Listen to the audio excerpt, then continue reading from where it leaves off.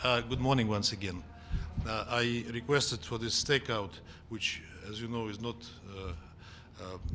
usual for me. Normally, I do it after meetings, but I thought it would be appropriate to brief you on an important issue.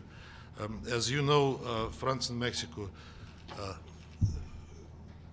came with a humanitarian resolution on the situation in Ukraine.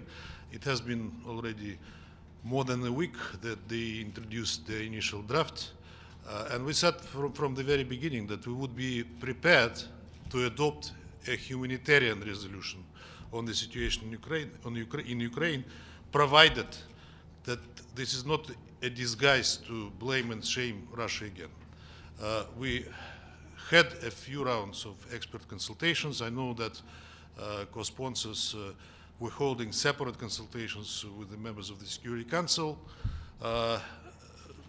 They knew clearly, they knew from the very start, we said that there are paragraphs in the resolution which are not humanitarian, and they should not be in the resolution of the humanitarian situation. Yesterday, under the title of breaking news, we learned that the French and Mexican ambassadors came to you and announced that instead of the Security Council, they will move this resolution to the General Assembly, which is not a standard practice, as you all know, but they were citing the inability to adopt this resolution in the Council because of Russia.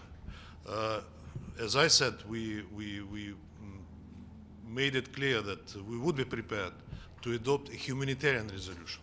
So I think that the chances are still there, and that's why we will put forward our own draft, which is humanitarian, and we will put it into the blue shortly, and we'll see whether the Security Council can or cannot fulfill its mission to adopt a resolution which will be on the humanitarian situation in Ukraine with clear humanitarian provision, like call for negotiated ceasefire, evacuation of civilians, respect of international humanitarian and human rights law, condemnation of attacks against civilians and civilian objects, safe and unhindered passage, unhindered access of humanitarian assistance, etc.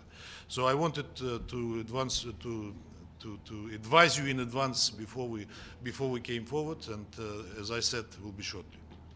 Ambassador, will you take questions, sir? Thank you. Thank you, sir. Eric Shawn, Fox News. Ambassador, when will Vladimir Putin stop his war crimes? When will you stop this obscene assault against Ukraine? And will Vladimir Putin surrender? And what? Will Vladimir Putin surrender? I heard the first part. And what's surrender what? Surrender your assault and barbaric war against Ukraine. Will you stop in the sake of humanity? When the goals of the special military operations are achieved, it will stop.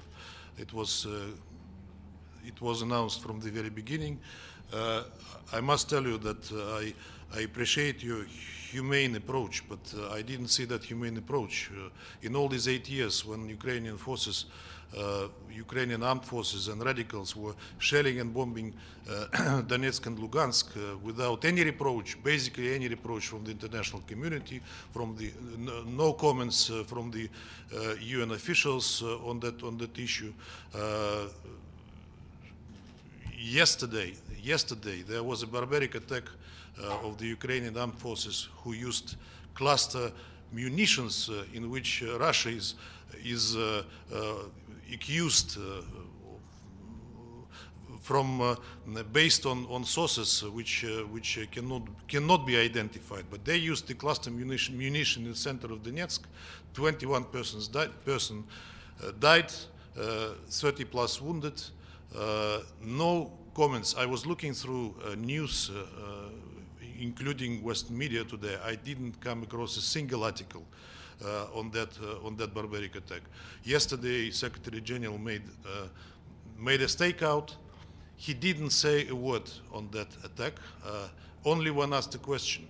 He said that if that was deliberate, it is condemnable.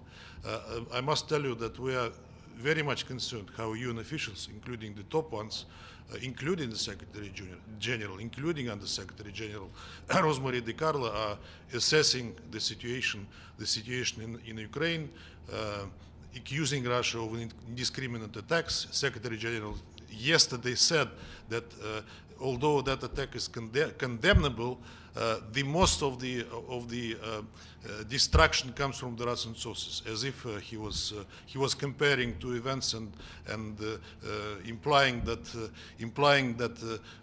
that attack didn't deserve condemnation. Ambassador, it's Pamela Falk from CBS News, as you know. My question is about a ceasefire. What would it take for Russia to have an overall, not just humanitarian ceasefire? What does Ukraine need to do?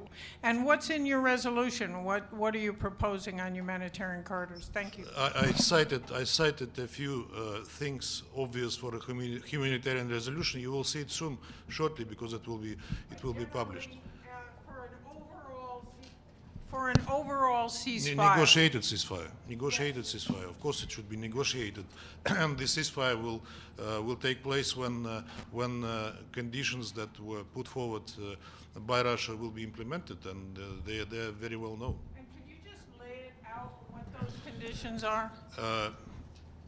Demilitarization of Ukraine, denazification of Ukraine, no threat which would come from that territory, from that country to Russia, no joining NATO. President Zelensky announced just a few hours perhaps ago that he understands that Ukraine will not join NATO, citing in particular his disappointment with the way NATO reacted, but the goal of Ukraine joining NATO is in the Ukrainian constitution, so it should be dropped from there first and foremost.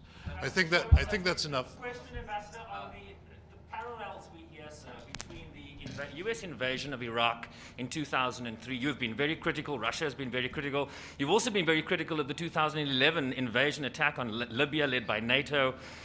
Are there parallels between what the U.S. did in 2003 and the unilateral actions we are seeing from Russia and the criticism that is being leveled against UN officials that are simply seeking to defend the UN Charter?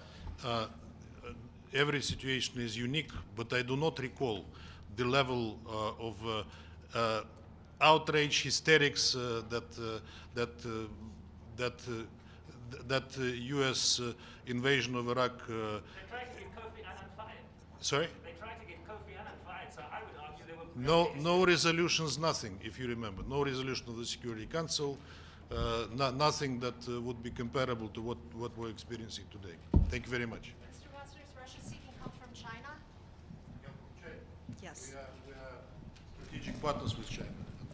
We view the world and the situation in the world similarly.